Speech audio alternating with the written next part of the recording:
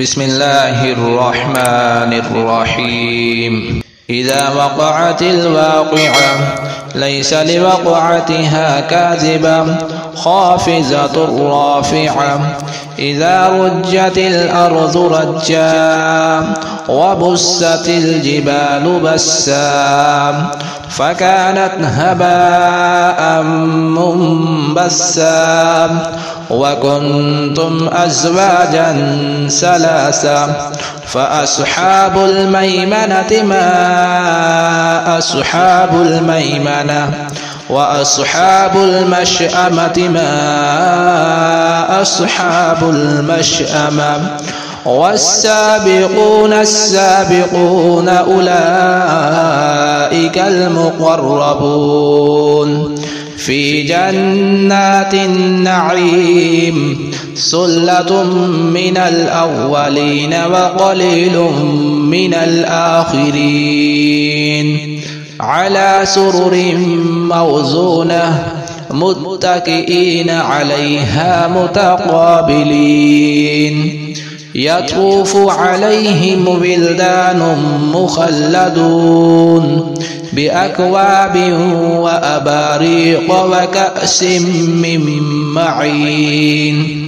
لا يصدعون عنها ولا ينزفون وفاكهة مما يتخيرون ولحم طير مما يشتهون وحور عين كأمثال اللؤلؤ المكنون جزاء بما كانوا يعملون لا يسمعون فيها لغوا ولا تأثيما إلا قيلا سلاما سلاما وأصحاب اليمين ما أصحاب اليمين في سدر مخضود وطلح منضود وظل ممدود وماء مسكوب وفاكهة كثيرة لا مقطوعة ولا ممنوعة وفرش مرفوعة إنا أنشأناهن إنشاء فجعلناهن أبكارا عربا أترابا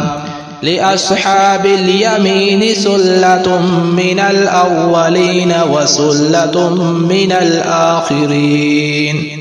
وأصحاب الشمال ما أصحاب الشمال في سموم وحميم وظل من يحموم لا بارد ولا كريم إنهم كانوا قبل ذلك مترفين وكانوا يصرون على الحنث العظيم وكانوا يقولون أإذا متنا وكنا ترابا وعظاما أإنا لمبعوثون أَوَآبَاؤُنَا الْأَوَّلُونَ قُلْ إِنَّ الْأَوَّلِينَ وَالْآخِرِينَ لَمَجْمُوعُونَ إِلَى مِيقَاتِ يَوْمٍ مَّعْلُومٍ ثم إنكم أيها الضالون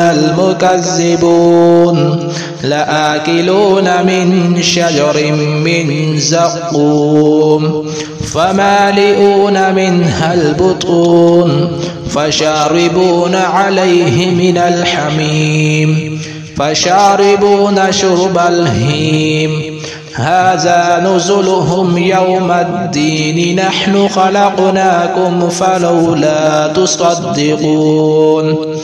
أفرأيتم ما تمنون أأنتم تخلقونه أم نحن الخالقون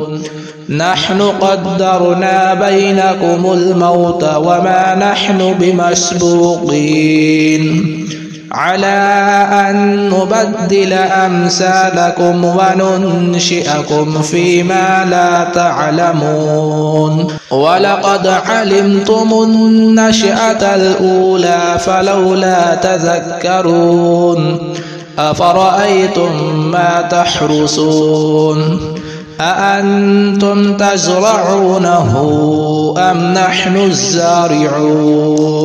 لو نشاء لجعلناه حطاما فظلتم تفكهون إنا لمغرمون بل نحن محرومون أفرأيتم الماء الذي تشربون أأنتم أنزلتموه من المزن أم نحن المنزلون لو نشاء جعلناه أجاجا فلولا تشكرون أفرأيتم النار التي تورون أأنتم أنشأتم شجرتها أم نحن المنشئون نحن جعلناها تذكرة ومتاعا للمقوين فسبح باسم ربك العظيم فلا أقسم بمواقع النجوم وإنه لقسم لو تعلمون عظيم إنه لقرآن كريم في كتاب مكنون لا يمسه إلا المطهرون تنزيل